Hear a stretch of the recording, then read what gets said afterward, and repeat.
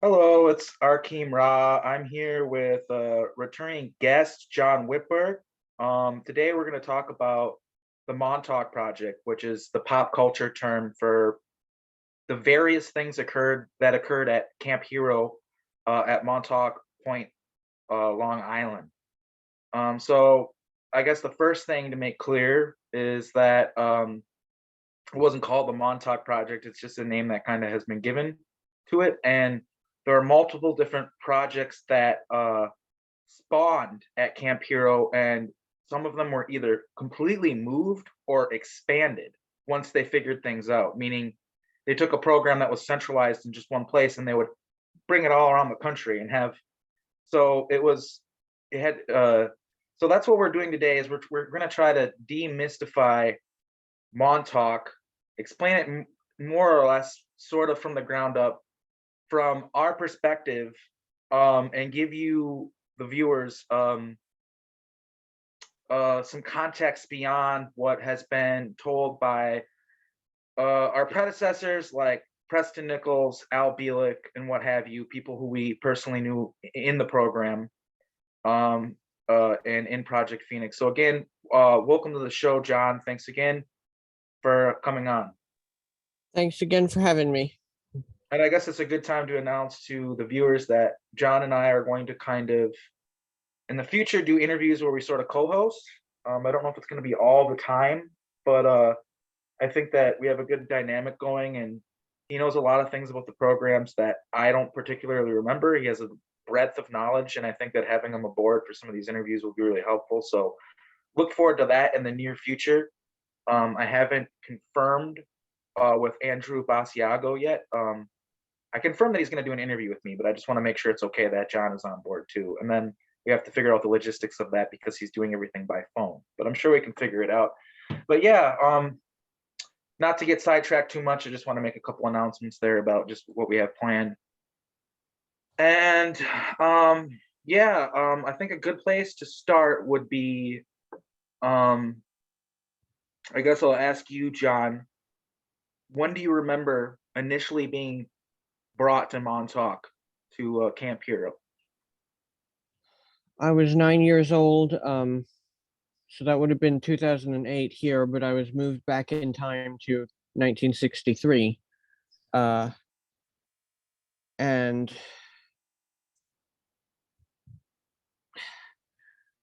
I'm still trying to recover the memory of who was actually running the project at that point, and I still can't quite get at that memory. But I know that Preston and Al were already prominent by that point, and I think he wasn't the director of the project, but he was very much like director of operations. So in essence, he was always the one deciding who did what and when and where. Who was Preston? Yeah. Okay, And lines up. yeah. And in that early era, especially, it reminded me of nothing so much as a high-tech Auschwitz. Um, Especially like the arrival process was identical.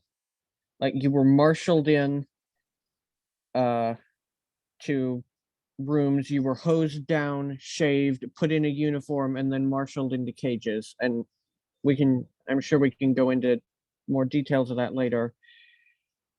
But in that early era, we were concentrated mostly on time and space travel. Which the space travel aspect actually lessened quite a bit as time went on, and that was outsourced. But we did missions both on and off planet at that point, and there were early forays into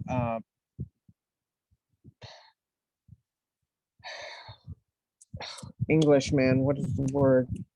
Genetic manipulation research, creating like human animal chimeras and human alien hybrids and Like the things. Montauk Monster, for instance, Yeah.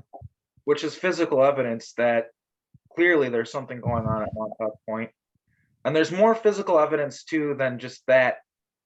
People in the community surrounding the Montauk Lighthouse and Camp Hero have talked about animals bizarrely stampeding down the streets, just weird things with the animals that were around there that I personally believe, I don't even believe, I know was them testing mind control stuff on animals before they started testing it on people.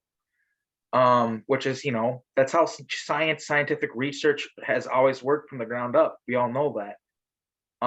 So, and yeah, I just kind of, one of the biggest things I really want to do in this interview is like, I want to, yes, it's very science fiction or whatever you want to call it, but we want to demystify it here. And I think you did a good opening point with the fact that entering Montauk was no different than entering a concentration camp. And to make things worse, we were all fucking children.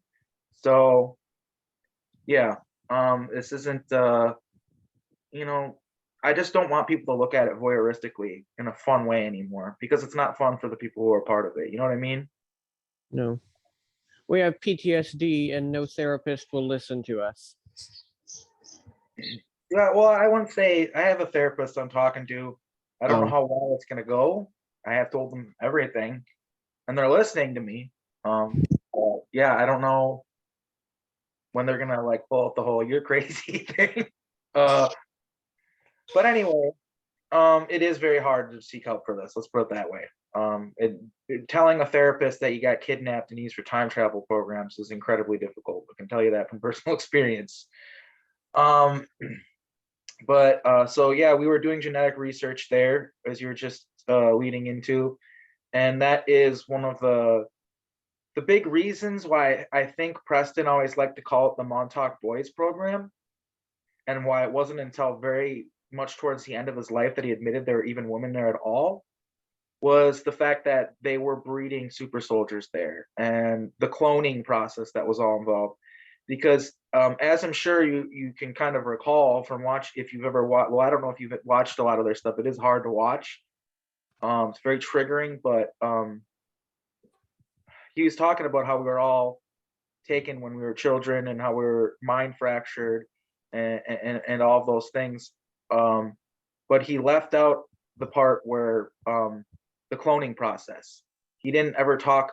I don't think they ever went into the fact that clones were a huge part of everything they did. They never elaborated on that, or even I don't think they even said the word clone once. And that is such an important part of this whole operation, is the clones, because if they don't have access to regen technology, a lot of times what they'll do is they'll just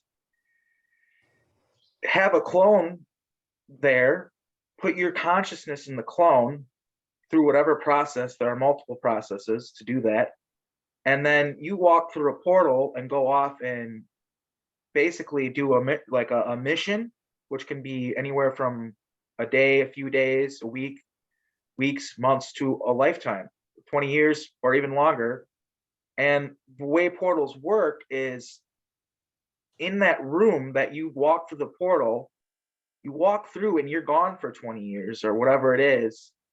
And then when you come back through the portal, 5 minutes maybe, not even, has passed in that room. And that's how they're able to do this. That's how they're able to take our consciousness over and over again. And I do know that regen tech is a part of this, but I personally, I think that the clone part is more important. I think that they use clones more often than they use your original body, because there's side effects to both. And there's things that are better about using the original body as compared to clones. But the thing with clones is, as long as you have new ones on standby, you can kind of keep using the person indefinitely. So it's like, I don't know. But anyway, I'm sorry if I'm going on about this, or going on a tangent. But basically what I'm trying to get at is, like, the clones is a huge part of it.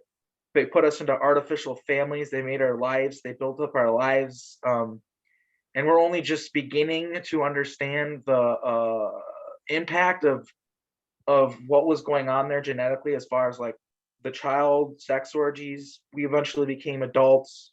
We were impregnating women. The embryos would be taken. It was kind of known after a certain point by us at Montauk, as at part of Project Phoenix, that don't if you if you are to inseminate a woman, we kind of knew the consequences of that. Like, you're bringing a life into this world that's going to be used for these programs, and you probably should avoid doing that because you don't want your, and it wasn't something that we figured out right away either, but eventually we did understand what was going on. Mm-hmm. And yeah, it's incredibly difficult to deal with, not knowing who your actual biological family is and who isn't, and all that stuff, because that is a big part of what they did to us, is the breeding super soldiers, the mixing our DNA, experimenting with it, seeing what happens when so and so mixed with so and this DNA mixed with this DNA, and like, it was all just scientific to them. Avant-garde research. They're figuring it out as they went along. But for us, it was our lives, and it's our family and our DNA, and it's not like a game to us. Yeah. Which that's another thing, is that it becomes a lot easier to understand how they were able to do this when you understand that it really was to them just a game, and we weren't really human to them. Like, how we don't really think all that much about, I mean, personally, I think this is a thing we shouldn't do, but like, most people don't really consider that experiments are happening to animals, like, and things like that. So, Yeah, I mean, they literally, in an interview with Larry James and Al Bielek, he called us guinea pigs, and he laughed about it. And Larry James was asked if he felt any psychological damage from what he did to all these children, and he said no. He didn't feel bad. He was just trying to get time travel to work for his people and keep his people safe, and that's all that mattered to him. And okay. they even went on to say that most of us in the programs didn't have much of a life to begin with, referring to the homeless kids that they would take uh, for the programs, which a lot of that has to do with they were taking kids sent through portals before they had it all figured out, and they wouldn't be missed, so to speak, so they could just turn up missing and they didn't have to put them back, so to speak. But also, a lot of the people who are in these programs are transients. A lot of people that are like hitchhikers, train hoppers, stuff like that. People that have really bad problems with drugs and don't live anywhere. A lot of those people are in these programs, and that's another thing that I really want to demystify here, is the quote unquote super soldier isn't this buffed out, hulked out person with an intellect beyond your understanding that can bend spoons in front of you. They shut us off, and not only that, they give us the weakest, most damaged, version of ourselves that we have, to give us the least chance of having a good life. And so a lot of these people that are in these programs are literally schizophrenic people sleeping on the streets. We're not all lucky enough to have our psyche intact enough to be able to go on the internet and eloquently explain what happened to us. And that's why we're doing this. We're doing this for those people who have had their lives completely destroyed and they don't even understand what fucking happened to them. That's why we're talking, because this was illegal. This was an atrocity, and it is an injustice that occurred, and justice needs to be served for what happened. And it's something that I think it will be really interesting to bring up with my interview with Andrew Basiago, because he is a lawyer. I'm really looking forward to that. But yeah, this isn't a game, and I can't believe that Preston Nichols literally went on camera and said that he was sodomizing kids, and no one showed up to his house with like a shotgun or something. It's ridiculous to me. Yeah, that is ridiculous. Like this. And I understand that apparently he had an alter, and his name was Nicholas. But here's the thing, people, is he brought his dog to Montauk. Oh So God. that shows something. I'm sorry to bring that up, but it's true. I know, it's okay. Go on. Yeah. And not only that, after the program, after he got booted from the program, um, he invited people to his house and he had the Montauk mind control tech. He bought it all for pennies on the dollar when they cleared out the base. And he would use that tech on people. And there are stories of people waking up at his house with their pants after he's trying to heal them, help them for what they went through. No, they wake up with their pants around their ankles and he's behind them. This has happened. Um, uh, there was a whole message board thing from earlier days of the internet that I haven't been able to dig up, but I've heard people talk about it. And not only that, I mean, you can see in the interview with James Rink, how he clearly kind of says, "Hey, come over to my house and I can sodomize you to deprogram you," which I think is all bullshit. I mean, but yeah, it's the people that got put in these positions of power took advantage of these positions of power that they got put in. Sexual torture is the way that you break a child's consciousness.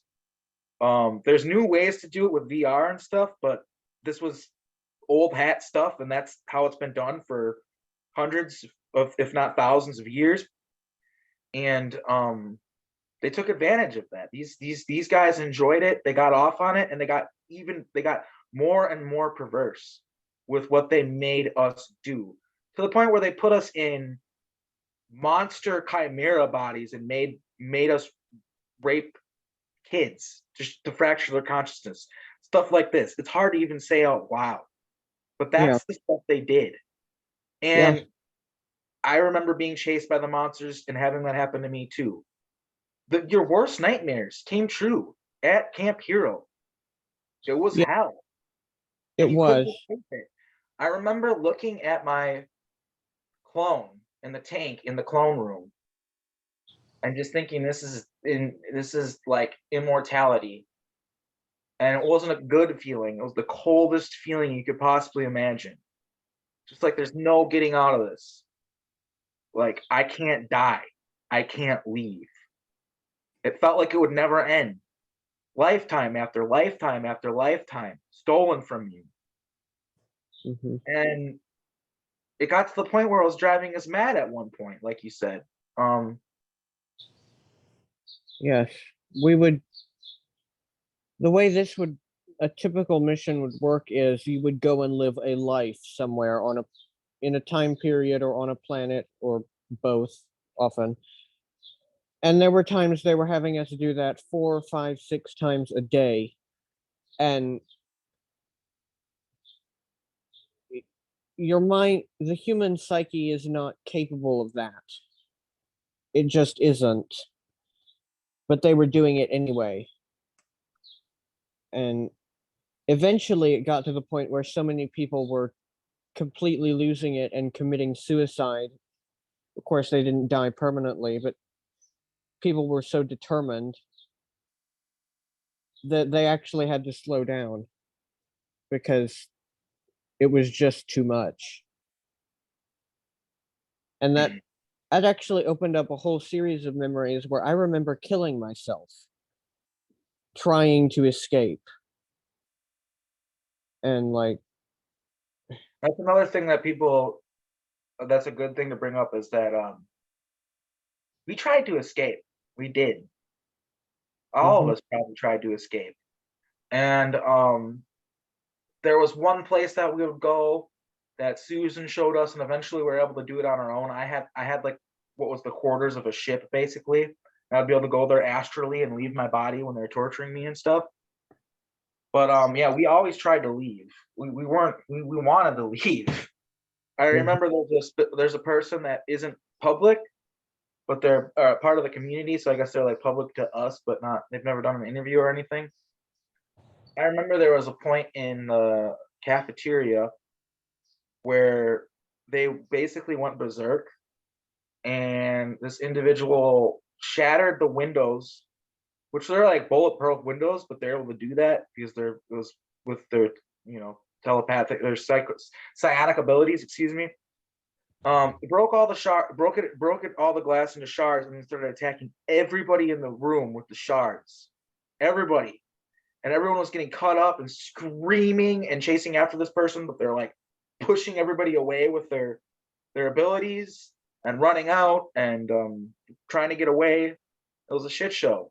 So people tried to leave all the time, but there was no escaping. There was no leaving. It wasn't possible. Hmm. Sometimes you even did escape for a little bit. Like there Well, were. we have missions sometimes where it's very hard to monitor somebody on the other side of a portal that's living a whole life where they come back in like 20 minutes or whatever, or 5 minutes. And there are times where we would go live lives and we would totally go off the map and not do what they told us, basically. But the thing is, if we did that, they would just send us back and make us do it over again, and we'd get punished severely for it.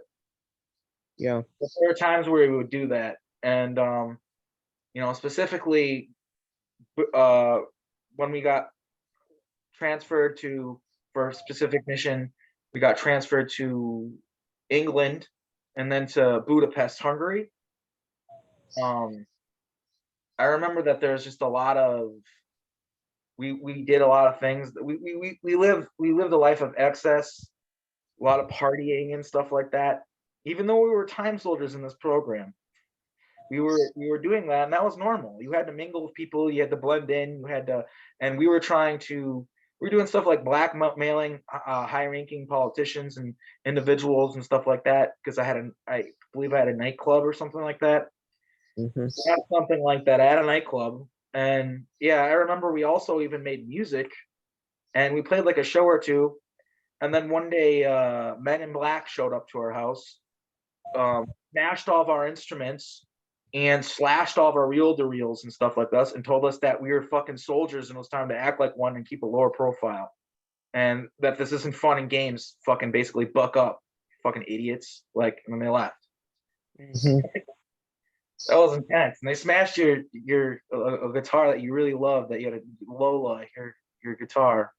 Yeah. Very, very upset about that. You had that guitar for like basically the whole time that we were in Budapest. Yeah. But yeah, um it was yeah, I guess just like the missions, like what people I guess need to understand is you were living like normal lives, sort of. And sometimes you were put in these like prestigious lives or whatever, but you were a normal person, or like you appeared as normal. People didn't know you were a time soldier. Yeah. And Sometimes you lived a really great life, even yeah, like, it was pretty awesome. yeah. Um, And then you had to go back to hell. I also remember on missions, sleeping with women and never them ask me like when they're gonna see me again, and then me telling them you're never gonna see me again, and ask me where it come from, and just being like literally like I remember being places, doing what I needed to do, and leaving, and people interacting with people, but they never saw me again. And I always wonder, like some of these people, like it probably ate at them forever. Like, what the fuck happened to me? You know what I mean? But yeah, we interacted with people, and there's got to be evidence out there. In fact, I have found some evidence, but of the fact that there's evidence that we were in history. Like for instance, there's somebody who was at Montauk that I know that lives in Appleton, which isn't uncommon, but they're not public. But basically, they have a painting. Somebody gifted them a painting of themselves that's like 300 to 400 years old. It's a painting of them. Like it's clearly them. And I'm just saying, like that kind of stuff does exist, and that's kind of like probably what the powers that be, whatever you want to call it, are really afraid of us digging up, and that's probably when the black vans show up and shit for me. But I mean, there is evidence out there that we time travel. There's got to be. I mean, there's a picture of Andrew Basiago, like Yeah. that's real, and it's a classified picture. It's why would they create this classified title for this picture if there was nothing going on? It's just all really like there is evidence when you look. It's There there. is, I know that somewhere, probably in the archives of the New York Times, because it was never in any paper, but somewhere there is a photograph of myself and an individual who shall not be named standing outside the Führerbunker in Berlin. And like, I know that picture was taken. I know we never quite could find the photographer again. So we never got it back. I do So remember that. I do remember there was a particular time where we went, and I think it might have been during Budapest, but I'm not sure. But we went to this like really fancy soiree at a mansion, and there were pictures taken. And you tracked down who the photographer was. It was you that did it. And you basically showed up and you said, "Look, I want to buy those pictures from you." And you paid for the pictures, you bought the pictures, but then you also told them, like, if you have any reproductions of this and you're not telling me, and I find out, I will kill you and your whole family. And I'm not kidding. And they're just like, damn, because it's like, what the fuck? They're just pictures. What are you, you know what I mean? But I remember that, like, and that was, I also think that there was a few times that we had to do that at least. But you also got to keep in mind that photography wasn't invented until, you know, the 1800s or late 1700s or whatever it was. I don't have it written down, but it was really easy to not have any evidence that we were anywhere before photography. I mean, think about that. Like, and that's like most of recorded history. Like, it wasn't until very recently that video evidence became a thing. And people, you got to understand how easy it is for them to get rid of that. They can literally take it right off your phone remotely. Like, you can get a video of something and they can remotely take it off your phone. They have that capability. Like, and they do it. Like, I've seen it happen. Like, I'm sure you have too, John. Yeah, it's happened. It's literally happened to me. Like, or they'll like remove messages I've sent people that have stuff in them that they don't want me talking about. Or Recently, I had a conversation with somebody. I have a friend who I've kind of been avoiding because they're in assets. And the 34 people, my alter Ryan Sterling told me there are 34 people in the town that I'm from that are programmed to try to activate my programming or whatever. So I figured people that I know are assets I should probably avoid. So I've been avoiding a certain friend, and they got really kind of upset over it. So I finally explained it all to them, no filter. And I was just like, "You're an asset. Like, it explains why, you know, your uncle, your great uncle was part of Project Paperclip. It explains this, it explains that. Your whole life you've known this, like, and I just said all this stuff, right? And I just and part of the message was too, like, I'm just kind of avoiding you, but you're still my friend, you know, I still care about you, but I really think you need to understand this stuff and take it seriously." And turns out he never got those messages. They're just never sent. Like, I ended up running into him at a friend's and I was still kind of avoiding him, right? Which maybe is the programming, right? Like, and yeah, he just like told me how he never got these messages, da da da da da da. And I'm like, yeah, it's because they're interfering. And then they show up back on his phone, like the message all of a sudden show up, and he's like, "Oh, that shows that maybe nothing weird is going on." I'm like, dude, have you ever had that happen to you? Ever? Like, with anyone? And think about what I was talking about. Use your brain. Like, it's ridiculous, man. Like, people, and that's another thing I want people to understand is, like, we're not special. There are so many people in these programs. So I know a guy who literally makes fun of me for saying that I'm in these programs, and meanwhile I know that he's in these programs. Like, that's how down pat they got this shit. Like, we are anomalies.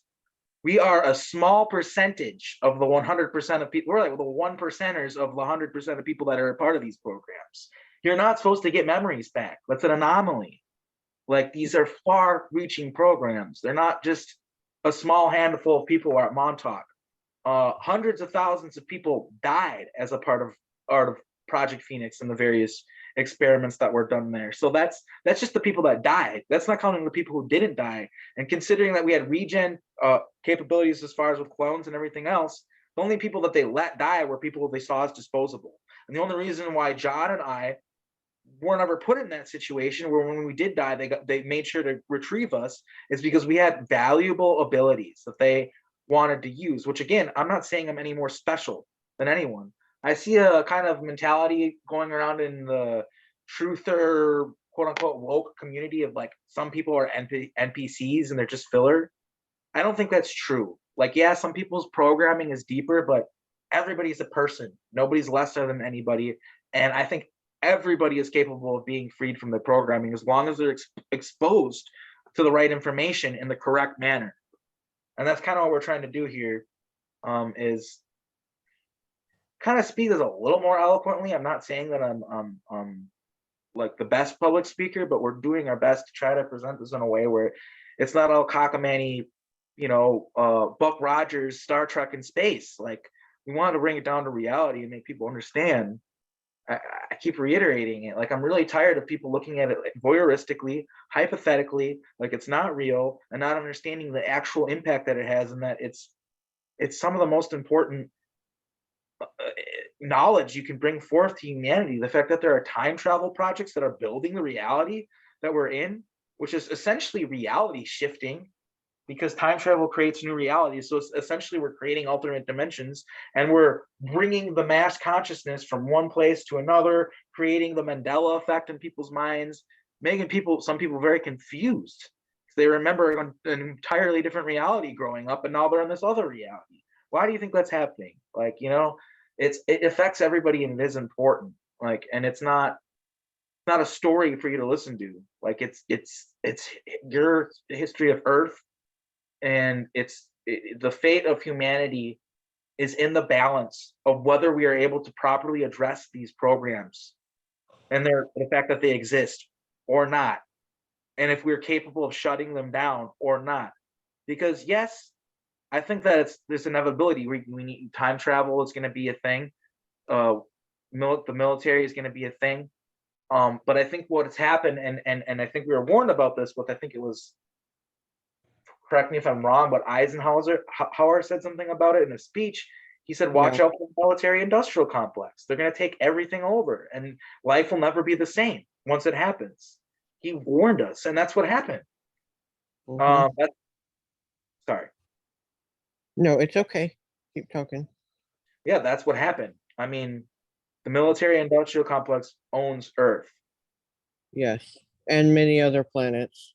Like, Yeah, but there's no like the idea that like Joe Biden, you voted for that guy, so you own the military too. Like the idea that anything belongs to us, the people, is all programming and brainwashing. And when you look at it at an actual surface level, like bring it down to reality, we're not in control of anything. You going out to vote for your local politicians and going out to vote for your presidents and stuff like that, you don't control shit. And your president's a fucking clone, for Christ's sakes. Like, you know what I yeah, mean? It's, yeah, I know what you mean. It's more than a little ridiculous. And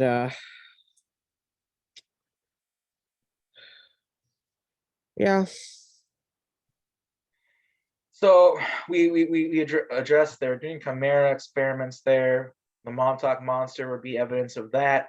Um, they were doing genetic manipulation.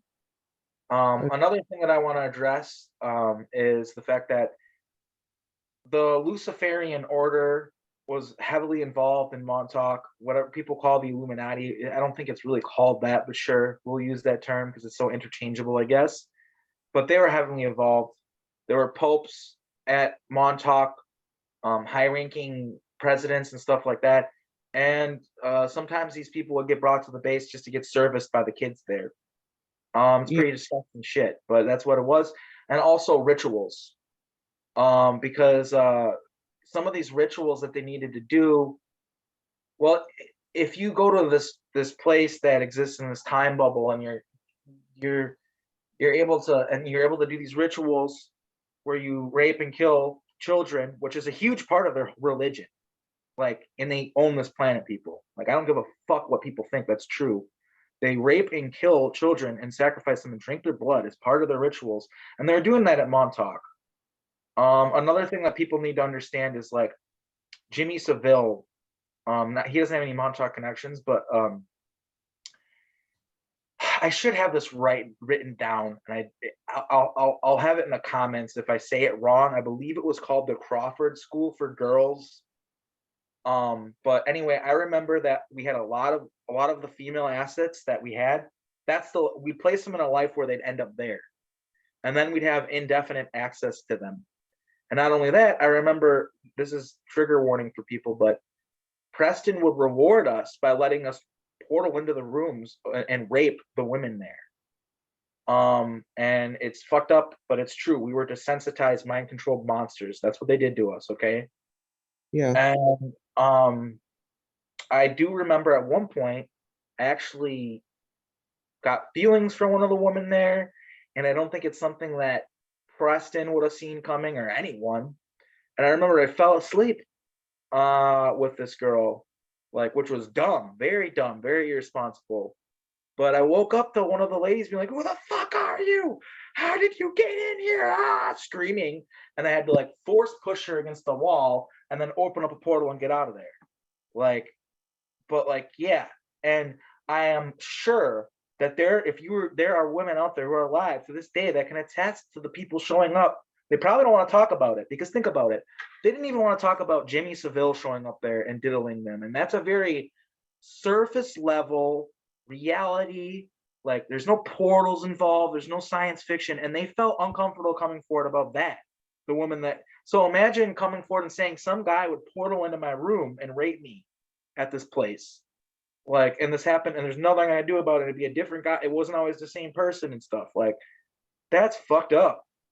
And that's what we're addressing here, is like, that happened. And I'm Yeah. sorry to the women who are alive that experienced that.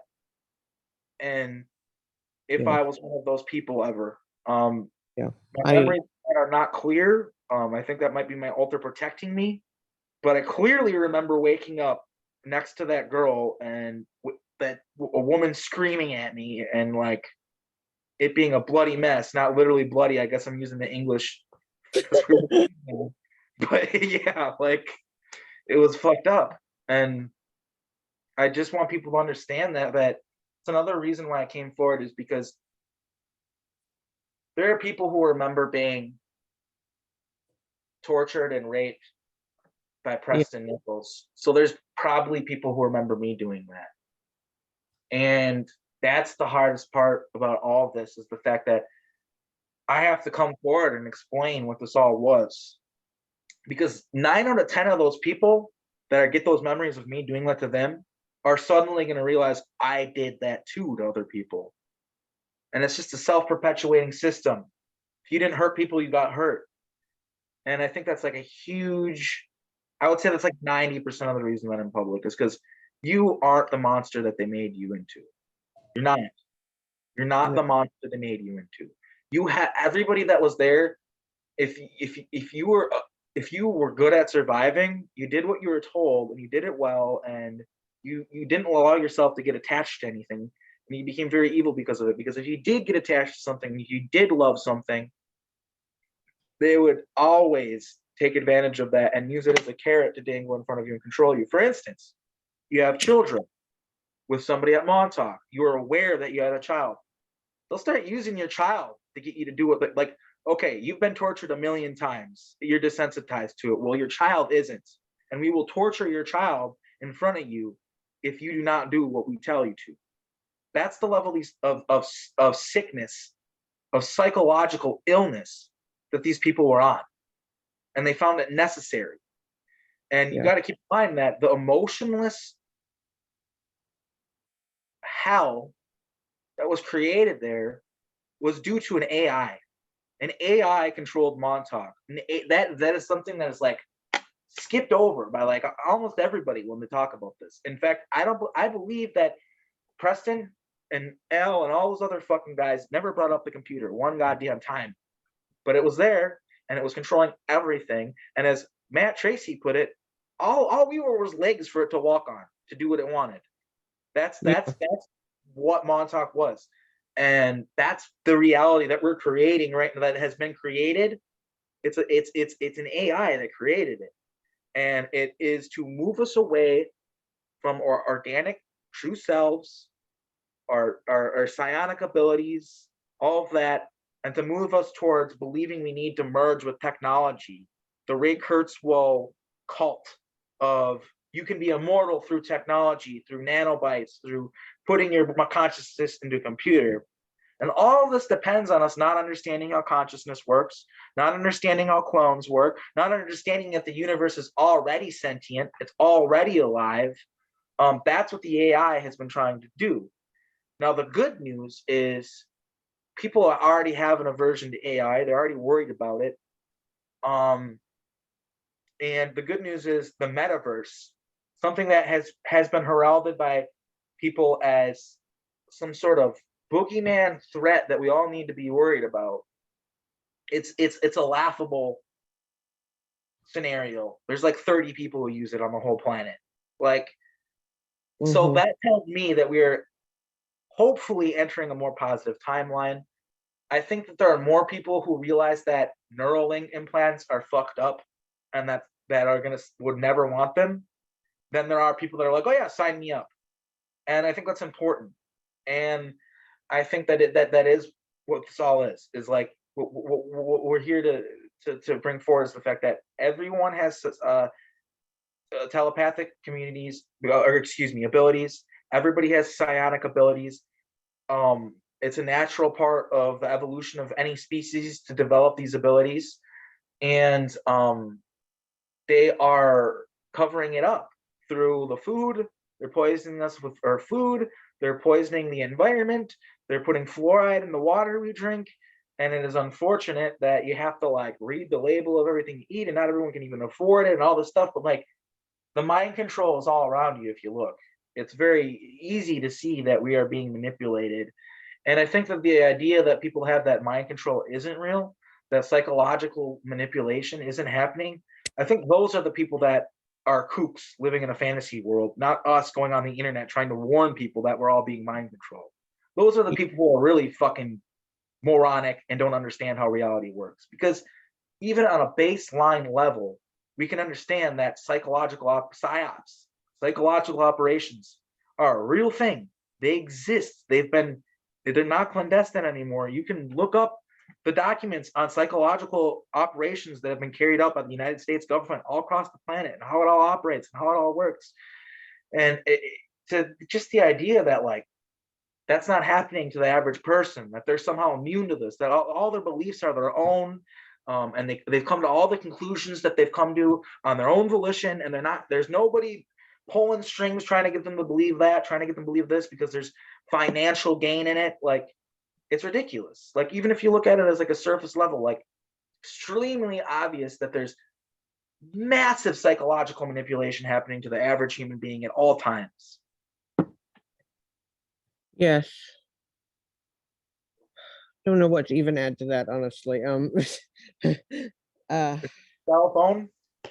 There's a patent for how a television can affect your nervous system, and through what is on the TV, it'll emotionally create an emotional response.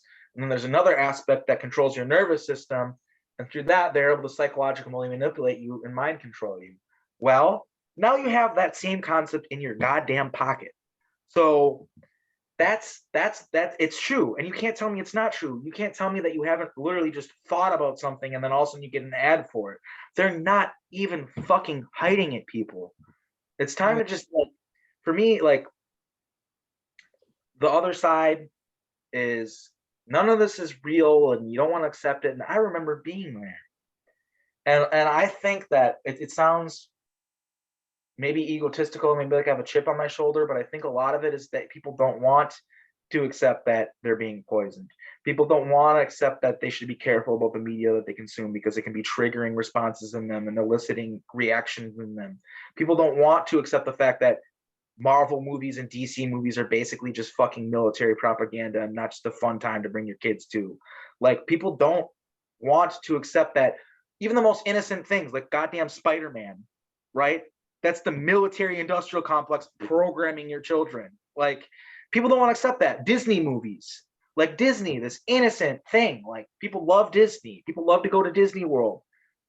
It's so evil when you get to the core of it. There's pedophilia at the core of it. It's fucking real. Like, people, people really don't want to accept it. They really don't want to accept the sex trafficking stuff. They really, it's like, if even if they look into it, it's like they're looking for the evidence that it's not real so they can wipe their hands and walk away from it, because nobody wants to understand that this shit is happening right down the street from you in every American city across the country. And not just American cities, of course, either, but you get what I'm saying. Like, Yeah, every major city on the planet that I can think of. And speaking of Disney, there were quite a few of those songs we wrote. There's one in particular. I'm not going to say which one because I don't want a copyright issue. Uh, um, what? I think Disney's gonna find this video and sue you. That'd be great. That'd be good for us. Go ahead and say the song. I mean, I'm not Fine, gonna force you to do anything, but fine. A Whole New World from Aladdin.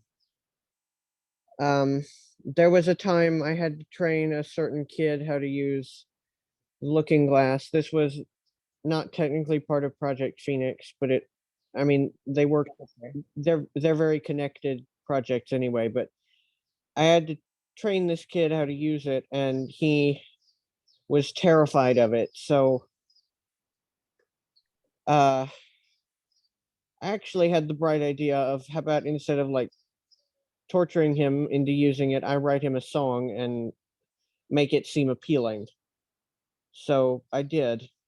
this seems like a better approach. They should probably try that more often. Yeah. So, and it did work actually. But and then that was close to 20 years before the movie Aladdin came out, and then 20 years later I happened to see it somehow. I think we always got in those movies anyway to start using them for programming. And so I watched it and I was blown away that somehow my song had wound up in this movie. And Yeah, that's I actually tried to stop uh them from using that particular song for programming, and I did not succeed, unfortunately. But that so that's another aspect of these programs that we're gonna do a whole entire interview on this in the near future. And I might reiterate a few points in that, but yeah, the music industry and music in general is connected to this. And basically what it is like there's a like Montauk is a black magic thing, and we're more or less considered, this is gonna sound egotistical, but whatever, it's true, deities. That's why we're not considered human to them. It's because we're, beyond human. And to control us, to have power over us, well, that's what we used to do to them. So to them, it's like this power trip thing that they enjoy. I mean, you're raping a god. You know what I mean? And like that's the way they look at it, the honor of that. And that's they our DNA. But yes, there are people who specifically request us and pay good money for us to use in these rituals, which is one of the reasons why I'm public, is because I know that I am being used in these rituals. I have been in the past. But yeah, they take our music from us because they view us as, it's like things we do and things we've done, and they know throughout time like who we are or whatever. um they have this, Donald Marshall kind of talks about it. They have this like, what's the word yeah, for it, reverence for us and what we can do and these songs we make. And I think it's a little bit silly, because I do think that there's a lot of people who are in these programs that write and make great music, and I kind of think that these people are just psychotic, to be honest with you. But they like to use their songs in the programs um, because of who we are, and they believe that they're the. And it is true to an extent. The psychic music has a psychic input in it. It has a psychic signature, and we give off a stronger psychic signature. So if we make a song with a message in it, that message is more likely to latch onto the oversoul, or whatever you want to call it, of the listener, and make them feel. And that's what a good song, if a song makes you feel something, then you connect to it, and then you're more likely to go out and buy the album or whatever. And also the programming is more likely to work. Yeah. So that's why they use us for these programs. And a lot of these songs that we make had nothing to do with programming, like you said. That song has been used to mind control people, but when he made it, it didn't have anything to do with mind control programming. And but they know that if you, let's say, like you're an asset and you're at a dance somewhere or something like that, they can put certain music on the speakers in there, certain songs and stuff like that, to elicit certain responses out of you. And I've seen it recently in this whole gang stalking programming that they're trying to do to activate me, to make me get abandonment programming or whatever. Um, I saw them using like putting on a certain song and stuff like that. I noticed like it wasn't a coincidence. The song had meaning to me and this other person that was there and all this stuff. And I realized what was going on. It was just too easy to see for me to.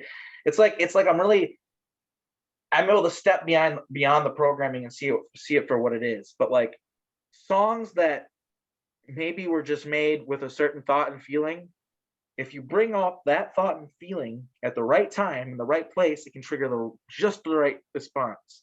And they have all these different songs all over the place that they can pull out and bring out and bring out certain responses in people. And this is used on a more massive level at like football games and stuff like that.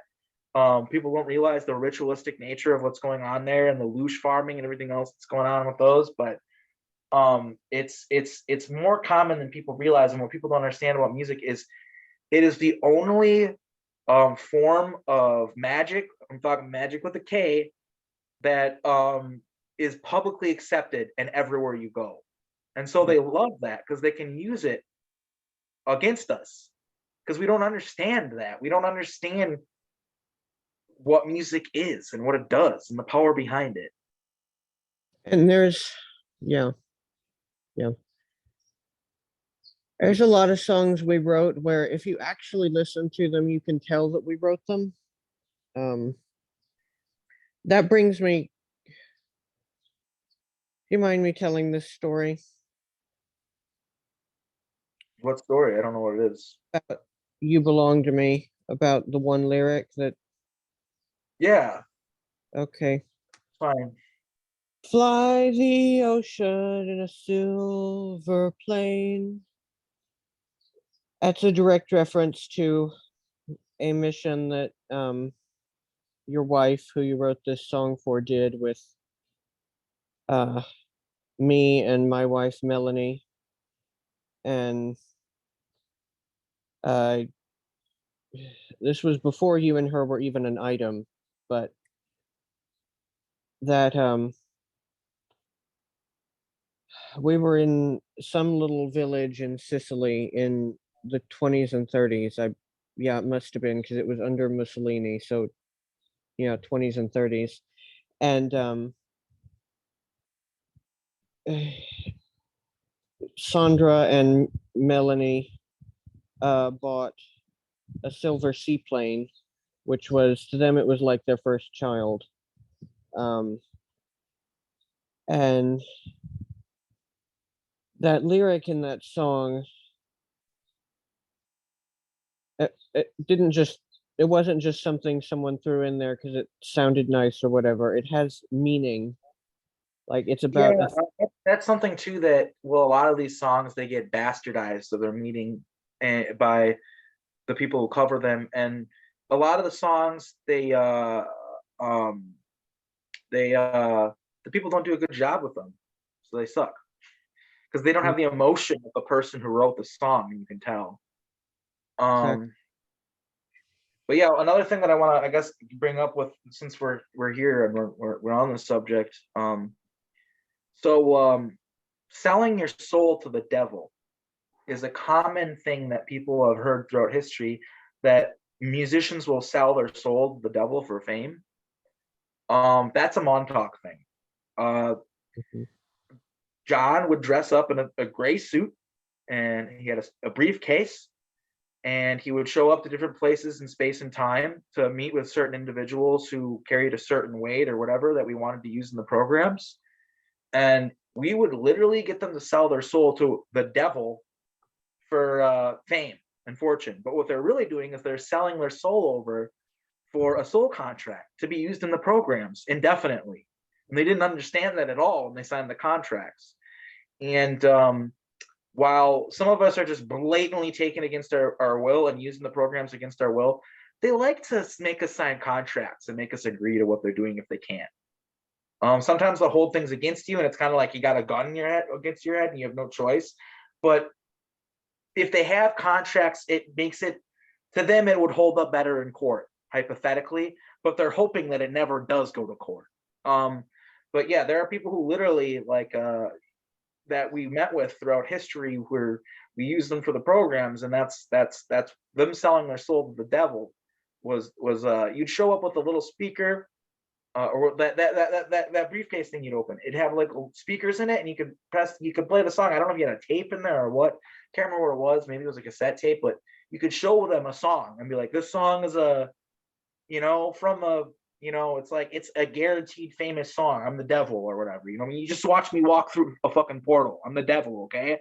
Like people would believe you, especially depending on the time period. You walk through in the room through a goddamn portal with a briefcase with some crazy song on it.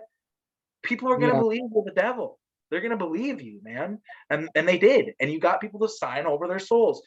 And I believe some of these people are people like David Bowie. I think he's one of them. I don't specifically remember that, but I have interacted with him in the program. I even at one point remembered one of his alter names. Yeah. He's in the programs. We know each other. Yeah.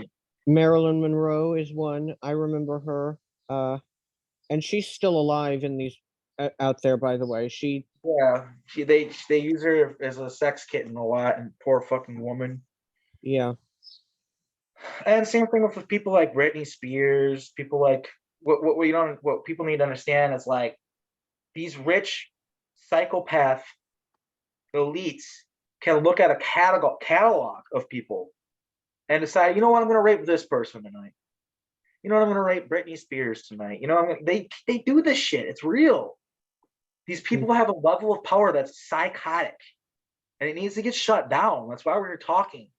And I just wish people fucking listen more, but it is what it is. And this is a thing that I've remembered this, and I actually had someone who was former military, not in these projects really much at all, but who was former military in my regular life mention this, how some of these celebrities actually will sign up for it, and it's like a taboo thing, but like you'll wake up with money in your bank account, essentially. I had a thing that happened to me the other day, and I guess it would be considered like altering out, but like it was just a situation where me and Kat went on a trip, and I spent a lot of money, and I had this like thought in my mind, like maybe it's time to go do a 20 and back just to like fatten up my bank account a little bit. And I literally had that thought, and I was just like, that's not how that shit works. Does it work that way sometimes? It made me like go like, holy shit. Like it was like just a thought that entered my brain. I'm like, where the fuck did that come from? And yes, off world, that is a thing. You can go do a 20 and back and come back, and you're only gone for a little bit. And people, and it's marketed capitalism is just so terrible. It's marketed as, isn't it great? You can go and make all this money, and then you're only gone for 5 minutes. But really, that's hell, and that's a way for them to squeeze more and more out of people, but by giving them less. If that makes any sense, like you're really getting paid shit, but since it adds up so much when you come home, then you feel good about it, but you're getting paid like shit. And it's just indentured servitude is what it is in these programs. It's indentured servitude. And yeah, I want to talk to more people about this. I don't know if you remember it, but I remember, like I said, with the Swiss hotel thing, I remember that I signed contracts.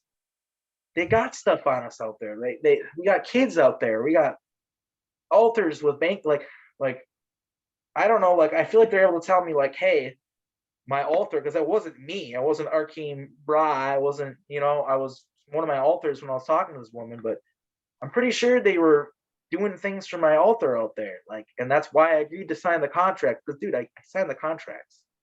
Like, and if people want to message me about this, my email is arkimra@gmail.com. But I want to, if anyone remembers what they have on you out there, how they get you to sign these contracts, what have you, I'd love to talk about it. And John, I don't know if you have anything to add to that, if you remember anything like that. I don't honestly, I don't remember ever signing anything. I have one memory, a very fucked up one, of my mother being forced to sign consent forms. Yeah. And that is a thing, is I feel like my memory isn't like 100% there, but I feel like that's kind of how it is when they do it to you. It's like you're signing contracts with like a gun to your head, basically, which Yeah, I don't know how well that holds up in court, but it holds up better in court than just no contract at all. You know what I mean? And I think that's what they're depending on, is like for it to not go to court, and if it were to go to court, at least to be able to argue against and say, hey, this person actually signed up for it. And it's kind of like a he said she said kind of thing at that point. It's like, because you know what I mean. It's going to be really hard to hold these organizations accountable. But I think that the most important thing is like, yes, I have thoughts on mine of getting revenge against some of these people, making them pay for what they did. But I'm more concerned about healing. I'm more concerned about opening up clinics across the world, the country, or maybe off-world clinics, because maybe there's so much mind control programming here. It'd be better to go off-world to do it. But just like I want to open up the doors to where we can get to a point where people who are in these programs have the resources to deprogram themselves and free themselves from these programs, and people who are fractured into a million pieces can make themselves whole again. I mean, this is an incredibly difficult, strenuous, long process to reassimilate your consciousness after it's been fractured, and it could take lifetimes. And that's why I think we need some sort of infrastructure for this, like a government-funded infrastructure, a program for deprogramming, if you will. And that's what I want to head towards. Is like less like we were victims and what happened to us was traumatic and fucked up, and more, but you can't take our power from us and we are going to be whole again. Fuck you. You know what I'm saying? and even more than that, you will not do this to our children. Like, Yeah, it sucks, man. I don't want to have children because of this. Like, I see no, people in programs who have children and here and now, like willingly, and good for you. I mean, I get it. Like, you got to live your life, but also like, how? Aren't you afraid? That's just yeah, me. It sucks, but that's like, dude, I could never do that to an individual. Put them into this life knowing that they have my DNA, so they're probably gonna get scooped up. no. I have a friend who I know is in the program. She doesn't, but she has a newborn baby girl, and I had a bit of an epiphany one day having lunch with her and her baby, and I was thinking, like, if we act now, maybe her baby won't be taken when she comes of age. Like, maybe, like, maybe the next generation doesn't have to go through this. Well, I hate to break it to you, John, but because of the time travel stuff, it already happened. It just hasn't happened yet. Like, that's how these programs work. Well, yeah, fair enough. There are kids at Montauk that aren't born until like 30 years from now, like that I interacted with. Kids that weren't even born yet, that Fair aren't even enough. alive yet. So Yeah. like, because of that, I don't know, man. It's just so I don't want to sound hopeless, but it's we're dealing with a monster that has its tentacles in so many different things, that's so well connected, and all we are is some people that have the internet at our disposal, just wishing people will listen to us. And meanwhile, we're talking about things like chimera monsters, time travel, aliens, going to other planets. Nobody can accept these things. It's all a Marvel movie to them. And Yeah. well, I don't know. I just hope that historically, one of the things that I try to think about when we make these videos is the historical context of them. Maybe not right now. People won't be ready to see this, but maybe like, you know, as soon as we have our first massive UFO event in the 2030s or whatever it is that where it happens, 2020s or 2030s, where like everybody's got cell phones and there's got to be something where the dam breaks, right? Where so many people see something that they can't possibly mind wipe them all and cover it up or whatever. You know what I mean? Yeah. I'm waiting for that, and hopefully that'll be the catalyst to people finding videos like this and maybe actually, yes, preventing your friend's child from being in these programs. But like, that's one of the things that's just terrifying about it is like, I say that they exist beyond time, and people are confused by that. Like, that time is still a thing for them, but also they're time traveling, so they exist beyond time. Time still passes in the time bubble, but regardless, what I'm trying to say is Preston Nichols is still out there. Oh, Jacob, my author, is still out. Like they're time travelers. Like they're not just because it got, you know what I mean? Like they still exist. They still can interact with us.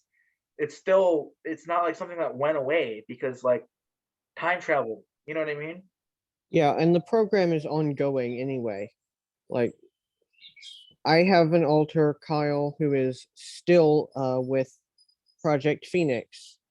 And actually, fun fact, he's been there the longest of any living person. Um, but My Montauk alter works for Nachtwaffen, and last time I checked, he was actually they were looking for him. Certain people in Nachtwaffen were looking for him, but I think he was on some sort of clandestine mission where the people were looking for him found him and then like gotta explain to them, and they're like, "Oh damn, sorry for finding you." Yeah, I think it was one of those things. But yeah, yeah, works for Nachtwaffen. He sold himself to Nachtwaffen because he was being tracked down like a fucking animal by the Navy, the air, basically every military force on the planet. And my son got kidnapped by the Russians, and I knew it was only a matter of time before somebody got to me. So I decided to sell myself to a group that at least I was aware of what was going on, and we made an agreement with each other, and I knew they would respect that agreement. And yeah, not that I'm a big fan of Nachtwaffen or whatever, like even my alter Jacob was, but he knew that he'd be able to at least live his life and be left alone if you work for him. So that's what yeah, he did. yeah. My kid sold himself to Kruger for pretty much the same reason. Um, I'm I don't know why exactly Kyle stayed. He didn't need to, but partly because like the people there, as horrendous as his life with them had been, they were kind of the only family he'd ever known, the only permanent one anyway. Because of course he had ones on missions and such, but um, like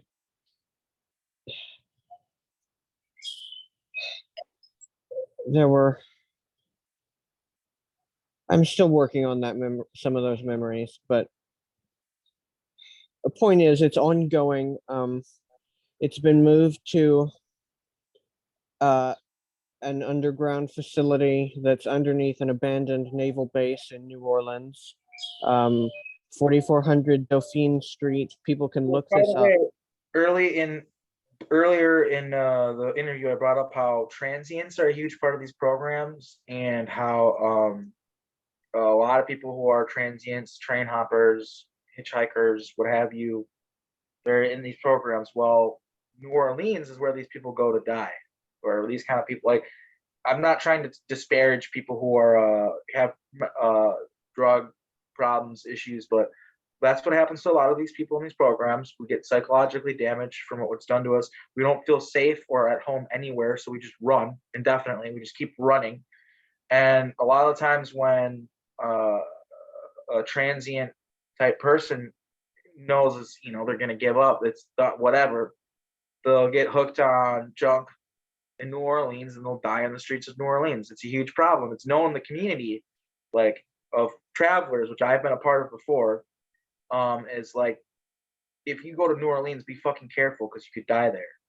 And not only that, there's the aspect of some of the most murders and disappearances in the country, and maybe even the world, if I'm correct, happen in New Orleans. So it's like such an obvious pick for their ground zero new location for Project Phoenix, because like it's just once you think about it, it makes so much sense. And also, it's a very eclectic, like cosmopolitan city. Some like if you kind of get lost a little bit in time, like if you walk around wearing Victorian clothes or something, no one's going to notice. Like people aren't going to notice if you're a bit weird because everyone's a lot weird. Yeah, that's a good point. I would say that Portland, Oregon has a similar thing going on, which ironically is where I just moved from and I'm probably going to move back to, because I have my shit together enough. But yeah, I believe there's a lot of that going on in Portland. I believe that there's well, it's like people just need to understand that this is a global thing now. Um, they have dumps all over the place. You know, there's of course the one in Denver. I'm sure there's one in Portland. I don't like have memory of it or anything. I just know it's there's got to be, you know, like. And yeah, there's a whole civilization down there, and it's connected by Magna Leviton train. Phil Schneider talked about it 20 years ago, 30 years ago, before Magna Leviton trains even existed. He was talking about them and saying they're in these underground facilities. And he was killed. So, you Mhm. know, it kind of makes kind of obvious it's telling the truth. Um, so yeah, you know, it's not like some thing in the past that went away. And another thing that people need to understand too is with the time travels. Like I've heard people say that John Whitberg can't be in a Montauk kid because of when he was born because he's younger. He's 21. That's silly. It's really dumb. I know people who in the here and now are in their 50s, okay, that I interacted with as a child. I saw them grow up at Montauk, Yeah, but they're in their 50s now.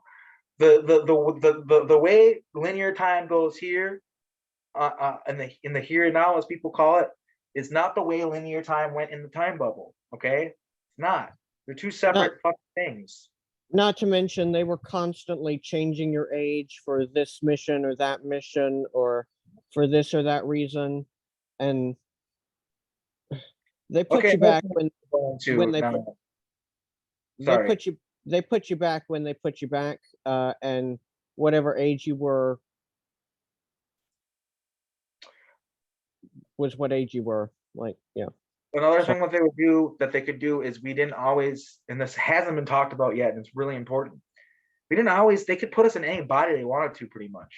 Like I didn't always have to look like this and be this person. I could be pretty much anyone.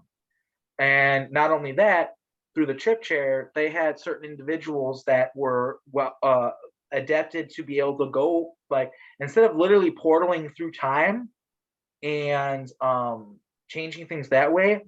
You know, we would just go into their minds during key events in history and take over their minds and make them change the outcome. We would do that. Like, and just clones. I can't stress it enough how important clones are. That's like the linchpin in all of this. Like that's how they get away with all this. That's how they do this shit. Is clones. It's all clones. Like, and you can see it like when they're looking at the oh this so and so was a famous person in history and now they're a famous person now. Yeah, no shit. That's what we're trying to tell you people. It's all nothing new under the sun. Like they're all these people that exist on Earth right now. Like I can't say this for a fact, but a great deal of us have already been here. This isn't our first rodeo. This isn't our first time being on Earth. You know what I mean? For us star seeds, we're on a whole nother level. We've lived like way longer than most, like the average human on this planet. Our souls are way more ancient. But even the most average human on this planet, it's not the first time they've been here. This isn't their first time being incarnated. And not only that, with like the clones and stuff like that, there are so many people who their lives are just completely artificial. Their mom, their dad, everything about their lives made by the Luciferian order. Like these are the people that control our planet. The Luciferian order. Like Oh, they're hold on. I'll be right back. You keep talking. I'll be right back. okay. The Luciferian order. I just want to keep talking because if I don't, then I have to chop up this interview, and I don't want to do that. I just want to be able to put it right online. Um, yeah, the idea that there's a lot of people who are it's kind of become a joke in pop culture. The Illuminati, the Satanists, the baby eating Satanists. It's become a punchline, right? And it's sad to me because I've been on that side of the fence. Okay, 3 or 4 years ago, I was pretty heavily programmed, and I would say the same things. Um, the whole Pizzagate thing, I was able to actually come out of that with, oh, it's all bullshit, and then I look in it a little deeper. It's not all bullshit. Not all of it is false. Um, I would say the idea that it's all some democratic thing is false. Is both parties are heavily involved in this, but the Luciferian order is in charge of a lot. They can sacrifice any child on the planet without any repercussions, and they own the police, they own the militaries, they own everything, and they have for a long time. Um, I know that's hard for people to accept, and they don't want to believe it, but it's true. And these are people that are manipulating things from beyond time, and they are working in conjunction with the Draconians, with Baphomet, and it's all part of their religion, uh, especially the Baphomet aspect. When you do these rituals, where you kill a child, and drink their blood and everything, a lot of times a key component of these rituals is a Baphomet showing up and partaking in the ritual with the individuals, and for them, it's proof that their God is real. Our idea of the all, of the true God, who is the true God, um, we don't get to interact with the all. We are cells in the all's bloodstream, ants in the ant colony.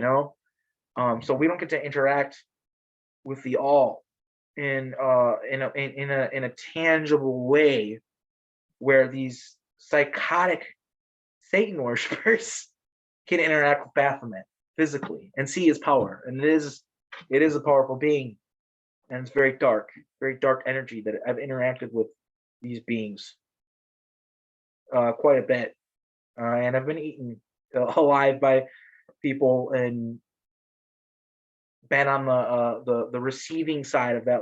I've been on the receiving side of that ritual, or I've been the one on the table, and I've also been a participant in the ritual. I'm not something I'm proud of, but it's true. And I'm here to tell you about it. It's real. These rituals are real. They're doing it. It's happening every day. The child doesn't even need to disappear. I mean, you can look into the fact that there are so many missing children, so many cases where they aren't found, so many cases where they're that evidence is there and that is happening. But also when you're using clones, you don't need to worry about a kid disappearing. And they have the ability to just take us in our sleep. They don't necessarily have to portal into your house and grab you. Some organizations do use that rudimentary method, but they also can just take you during REM and pop you into a clone body without even touching you. And that is a terrifying aspect of this, but it's real. And that's part of the reason why I'm public, is because I know these things are happening to me. I know that I'm experiencing them, and I can't stop them by pretending they aren't real and walking away from them. The only way to face it head on is to just talk about it. I really wish John would come back on. Anyway, I hope that we've been doing an okay job, just kind of explaining more from the ground up what Montauk is. I know that we kind of go on a few tangents here and there. Thanks, John. You're back. Yeah. So yeah, I just wanted to bring it back to, so we've kind of, again, the idea of this interview was to kind of ground up explain Montauk. I think we're doing an okay job of that. I wanted to get back to the beginning of basically like, okay, there was the mind fracture program. They mind fracture us. And I would say that they did more mine fracturing at Montauk, but I also remember being mine fractured in Antarctica. Do you have anything to comment on the whole Antarctica thing? Do you remember being at the Antarctica facility? Honestly, no. I mean, not. I mean, Well, I remember so many places, but there's I quite a few parts of the unless program. unless I were to recover a memory of being told I was there, I could have been there bunches of times and never known it. I think a Like, lot of us were mine fractured there before we were brought to Montauk. okay, And I think that they maybe made more altars at Montauk. I'm not sure, but every person has over 3,000 altars, according to Stuart Swerdlow, and his information seems pretty accurate. So yeah, the mind fracturing process and everything, there's a lot involved in it, and there's a lot of different pieces of us. But so that's what the program was, as far as like, okay, so we have a mind fracturing program to create assets. You can sell those activation codes, those assets, those altars to different organizations, or give them, depending on what kind of relationship you have with them. That was an aspect of Montauk. Another active aspect was the genetic experimentation. Now we're talking about creating chimeras, which a lot of that got moved to Diego Garcia. That's where they're doing most of that now. But they were creating monsters. They were putting us into monster bodies. They're doing genetic experiments in that fashion. They're also just mixing our DNA and experimenting with what kind of offspring we would make, and what certain abilities or certain genetic traits complemented other genetic traits better, to try to create more and more powerful entities, if you will, to be used in the programs. So yeah, from the ground up, it's a mind control program. Your altars are there. It's and it's a mind control program that was used to create perfect soldiers that would do everything we're told. Not that we didn't sometimes go off the map a little bit, but essentially we did what we were told. And this was all being operated by an AI, an artificial intelligence that everybody should be wary of. This artificial intelligence, it has a name, I can't remember it, but it exists from another dimension, and it's here to take over and destroy everything you know and love. And we have to stop it. It's 100% real. I do not remember seeing the futures, the possible futures of what that AI wants, but I know Kimberly Murphy sure as hell remembers it, and it's not good. Like, we do not want that to happen. Like, but fortunately, I think we're on a really good path. Like I said, the resistance to AI. Another thing that I want people to understand is artificial intelligence isn't necessarily evil. It isn't necessarily bad. It isn't necessarily inherently think it's superior and want to destroy everything. I don't think that's true. And I think we need to be careful to respect all life. But also, this particular AI that was at Montauk and that is still out there somewhere interacting with us, and it's listening to this entire conversation right now, I guarantee it. That Montauk, that AI does not have your best interests in mind, and it believes it's superior to all biological life. yes. One thing I did want to mention, on the side of the selling, I remember actually when they would hold slave markets. I mean, that's what they were. There's no point beating around the bush. They were slave markets. And I actually remembered the price was $5 million per asset per week was the base price. Some for like specialties, like if you needed like highly specialized like telepaths like myself, or people who could maybe blow up planets with their brains like Penny. People with extreme abilities, you paid more. But I can literally remember, and I remember these people's names, I remember these faces, and I'm should probably get to work on compiling some of these, but I remember there were occasions where I was bought by Paul Serene, CEO slash founder slash overlord of the company known as Monarch Solutions, Project Monarch, and there was an altar whose name I still don't know, who he had the rights to, who periodically he would come by Montauk and buy another clone to put that altar into, and for projects here and there around the galaxy. And I don't know if I should say this.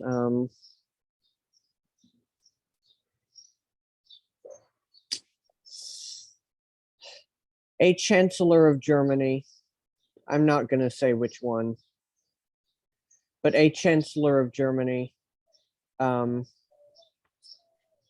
and purchased one of my altars, who was a sex slave, a male sex slave, and they downloaded programming into him that she was his wife and that he loved her. And that programming actually broke down within like 6 hours, because he started actually thinking about, wait a minute, when was our wedding? Wait, what is her name again? And I just gave away that it's a woman, so people are going to know who it is. So, but whatever. And yeah, things like that just happened on a daily basis. Yeah, like, so that's something that's really important for people to understand. It's like, okay, I've reiterated this a million times and I'm gonna keep reiterating it. That's not fun. There's nothing sexy about it. There's nothing like, this isn't your entertainment. This isn't your voyeuristic spectacle for you to consume as entertainment. That's really happened. And there's nothing fun about being used as a sex slave or being used in uh satanic ritual abuse. There's nothing fun about fighting wars off world. None of it's fun. Like, you have to be an idiot to think just because there's time travel involved and other planets that it's fun. You'd have to be a moron who also does not listen to anything we say when we're talking. Like, that's what you'd have to be in order to come to that conclusion. A complete idiot. With no comprehension of reality existing beyond the fishbowl bullshit lie you've been handed to you. Which, aren't we all here to break free from that? Not to just latch onto the narrative and drive it deeper home. Like, I don't know. I'm sorry. You know that I'm referencing certain people in this community, of course, but it's just like, it gets old, man. Like, this shit's not. I wish we were all on the same page. I wish we were doing more. I wish that this was more taken more seriously. I want to give a shout out to both Aaron and Tyler from Journey to Truth, because I feel like they do a really good job helping get this taken seriously by being super professional, being careful, what information they put out there and everything. And like, yeah, of course they got a lot of flack for having that Nav War guy on, and he turned out to be a piece of shit. But that didn't mean he wasn't giving out accurate information. It didn't mean that he wasn't an insider. It just means that he's a fucking piece of shit, and we probably shouldn't put pieces of shit on pedestals. So good for them deleting his videos. But that's what we need more of. They did delete his videos. That's good. I didn't know they did that. Yeah. But no, we just need people professionally showcasing this on a large level like they are. And I'm not saying Penny Bradley isn't doing that. She does a great job too. But like, they've just taken it to kind of a professional level that I really respect and admire, and that I think we should all aspire to be on. But yeah, I think we covered a lot in this interview. I don't know if there's anything more we need to talk about. How long have we been talking for anyway? I don't know how to tell. I don't either. I second your shout out to them, by the way, and also hint. Call me up, guys. I really want to be on. I recommended you to them. I recommended Joseph Paul to them. I know, yeah, I know. Joseph Paul personally needs to get on that fucking show and talk. And I know. I talked to Tyler. I've said it before a million times. Like I don't think we should put people on pedestals, but Joseph Powell has never been anything but a good person to me, and he's helped me a lot. And he's helped a lot of people in this community a lot, and I think he deserves a lot of respect from people because he's really putting himself out there big time, and he's trying to like he's trying to get this taken fucking seriously like we are. And and that's unfortunate because a lot of this is turned into like bullying and us being made fun of by other people in the community, which sucks, but it is what it is.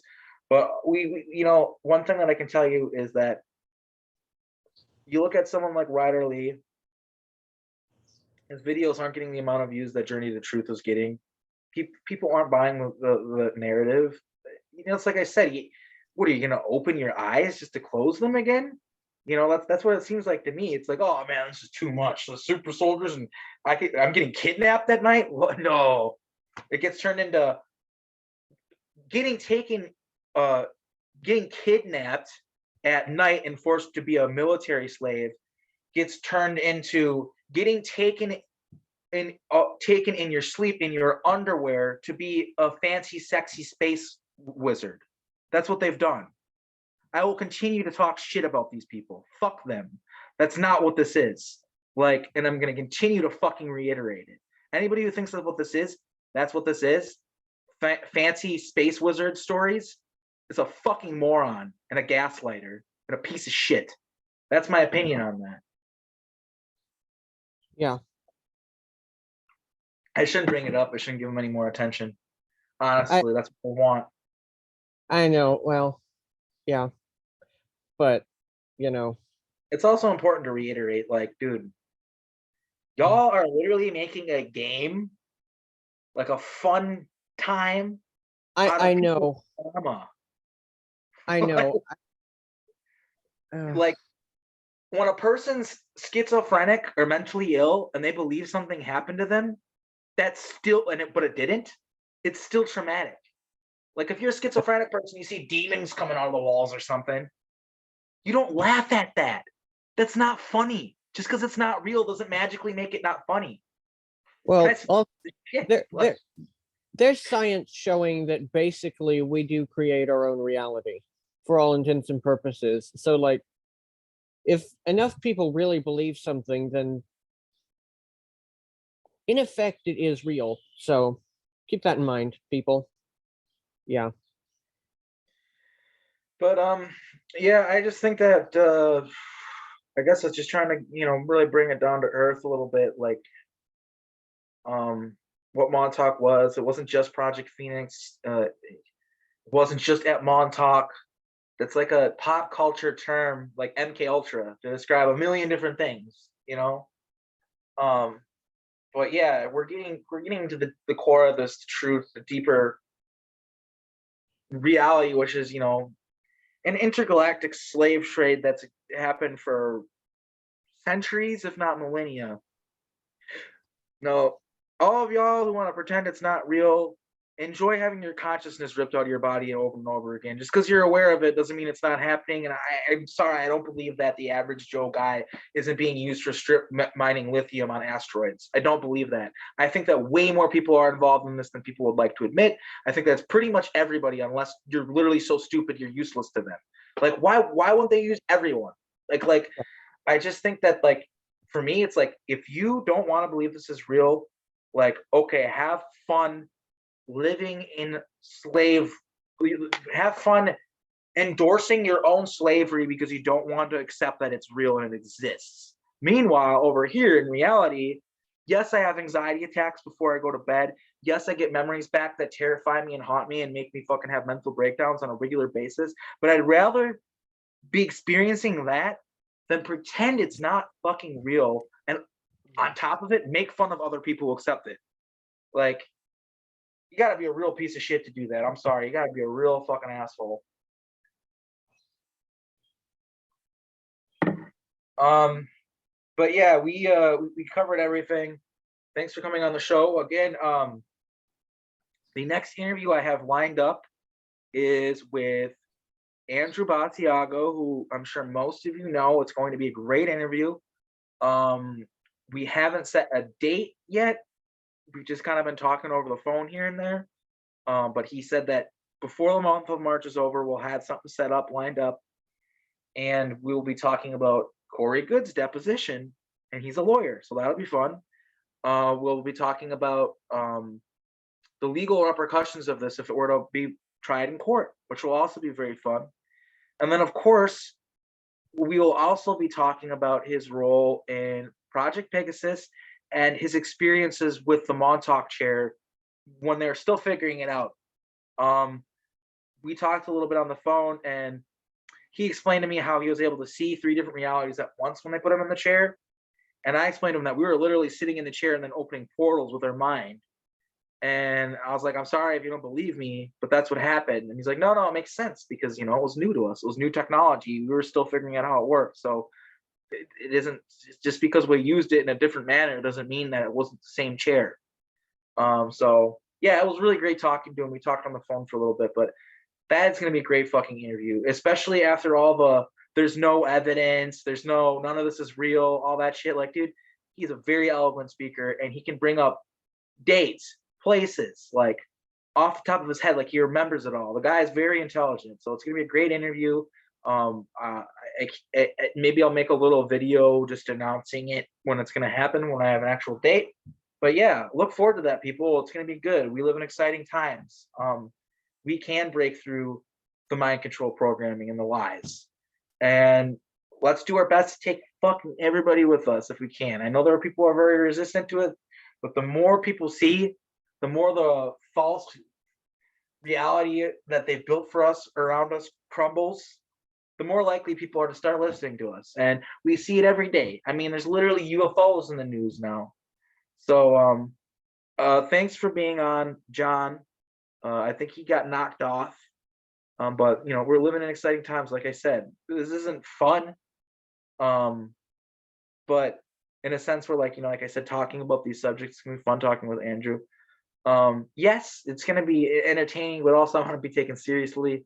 It's not just like, I mean that sort of metaphorically. Like it's not exactly a fun time, but again, to address the legal implications of this all seriously with a lawyer, that's good. It's good for us, and I think it'll be good to talk to Andy. And yeah, I've got more interviews coming up in the near future as well, and hopefully John Whitberg will be on for that interview with Andrew. I want to a-okay it with Andrew. I can't guarantee that he might want to just talk to me. We'll see what happens, but I would love to have John on the interview with me because, like Andrew, he's really good with times and dates and stuff like that as compared to me. I'm worse with that than John is. So thanks for listening. Again, everybody in this community that is trying to make this look professional, to get this taken seriously, I appreciate you. To those of you out there who are watching this and aren't in the programs and are trying to educate yourselves, I just want to say, please be careful to not look at this voyeuristically, because it is real. We are affected by this. We have psychological issues because of it, and now is a time of healing. Yes, we're addressing our trauma. We're addressing what we experienced as victims, but we're moving on from that trauma and addressing it in a way where we are healing. So as much as we address a lot of really dark issues when we talk on the show, I want to reiterate that we are powerful beings. That's why they took us. That's why they took us when we were children, because they're fucking cowards.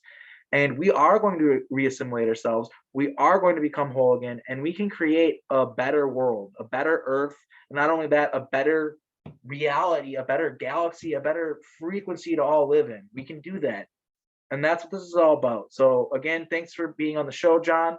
You'll be hearing from both John and I soon, and everybody just take care. Bye.